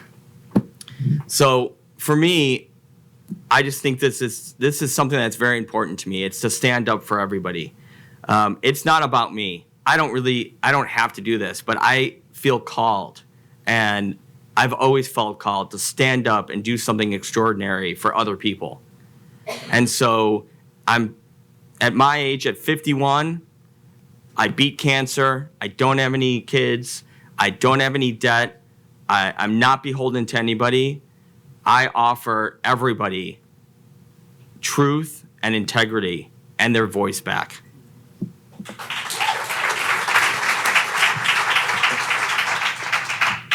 Okay, everyone, take a deep breath, because we're getting ready to eat some ice cream or kill some hogs and have pork tenderloin in a minute if it don't warm up in here. But anyway, people, I just don't know how to plead to you any deeper than to just confront you with a big old fat dare. Do not let this election be about 500 to 1,000 votes, whether I get beat by that or win by that. Please don't let it be that way. Let's see thousands of votes. Let's see 15 to 20 to 25,000 votes. What's the matter with us? We're 51,000 registered voters strong, 51,000, but yet we can't have but 6, 7, 8, 9, 10, and we're even predicting maybe 12 or 15 is a good election. How dare us do that in the name of what we believe? So if you're going to get out and vote, please do.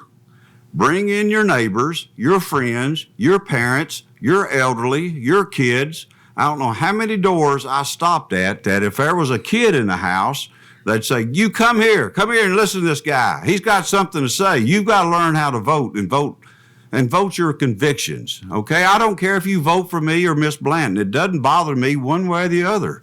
But I do not dare ask any of you to stay at home and not show up. We have got to have an election that's in the thousands and tens of thousands of votes. So people find your convictions, get up off of your rumpus and quit watching the ball games and drinking your lemonade, your bonanzas and your gun smokes that I'd be doing. And here I am running. So let's make sure that we can get out and vote. Look at us. We're putting ourselves up here on the line. We're trying to bring about our convictions and convey it to you over a minute to 2 minutes at a time. Please reach down deep and get up and do something.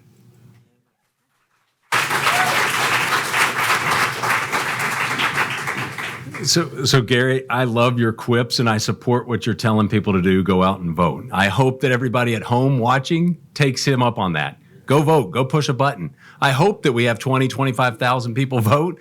I like statistics. I know that the data tells us that's very unlikely. So prove us wrong. Break the curve. I chose to run for this office because I think all of our community needs to be represented.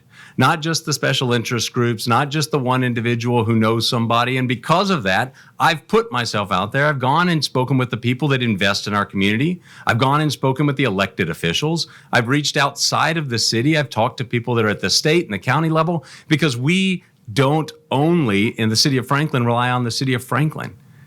Traffic's a problem, and we didn't talk about traffic tonight, but traffic is a problem in our city. I know not everybody in here may agree with that, but we have development projects that we need to fix. Too often people say, well, that's a state road. Well, it's our problem if it's a state road, and it's our job as representatives to get on the phone with our state senators and our state representatives and say, hey, we need your help. I'm here to build bridges, not walls. I'm here not to divide, but to pull us together, because together as Republicans, as Democrats, as left, as right, this is a nonpartisan position.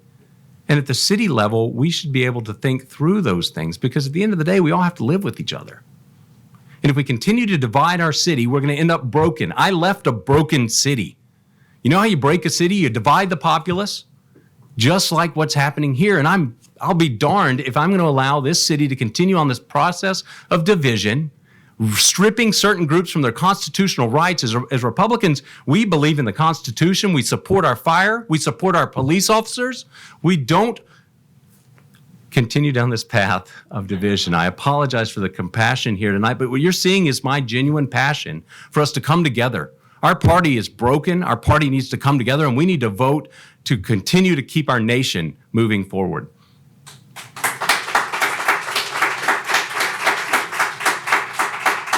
If you don't clap for that, I don't know what to do. First of all, thank you very much for listening to me. And I like the Franklin family, and I would like to work with the family, that is the Franklin family. Then I would like to provide the work opportunities here. I would like to see the growth and progress, which is the very reason why we are all here. And we need safe neighborhoods. We need parks, recreations. We need individual freedom. We need liberty. We need protection, fiscal responsibilities. We also need decency code, preservation, and safety of individuals and properties too. And I would like to work with all the builders to develop good infrastructure without spending money from the city or the taxpayers' money. And I would like to work with preserving historical, whatever the atmosphere and fabric that the Franklin is having and the culture we need to maintain. I would like to see the downtown as it is now, and whatever the urban growth that is going to happen, because in the next 10-15 years, we are going to develop the growth. So we need to make infrastructure growth. We need to plan for that, whether it is working with different cities, counties, or the state. I am there as your alderman to work with each one of them and hear your voices and work for you. So those are the things. Apart from I would like to maintain the decency in the public and in the schools and also respect everyone's freedom. And I would also like to work and mitigate if there are any issues that we can do related to the flooding. And I also support affordable housing without costing anything to the city or the taxpayers.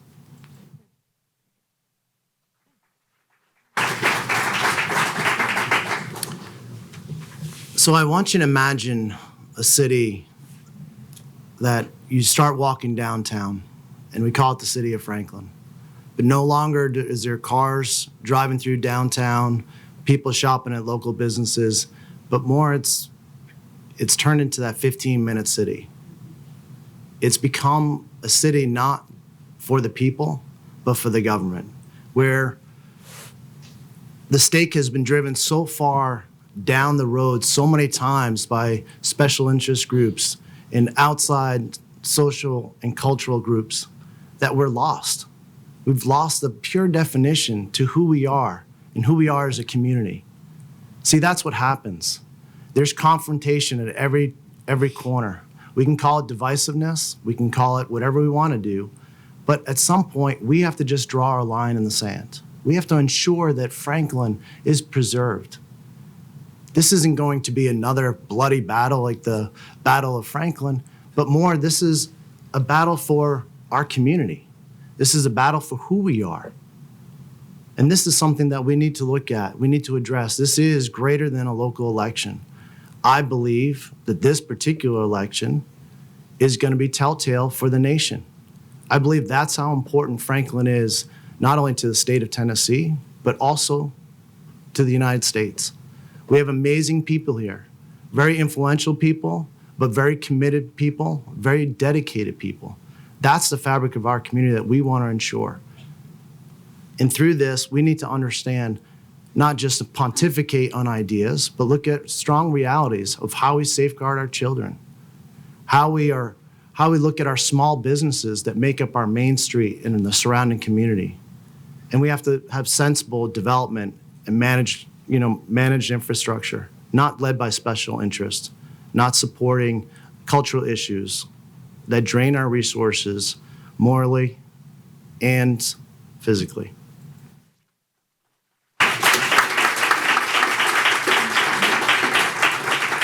You guys did so great. Okay, I have a couple closing remarks and then we're done. I just got a note here. One of our board members wanted to mention that the mayor, Ken Moore, will be sent these questions and given an opportunity if he would like to answer them. And if he does, they will be posted to the Williamson County website. Voter registration deadline is September 25th. Early voting runs from October 4th to the 19th. Election day is October 24th, so get out and vote. Thank you.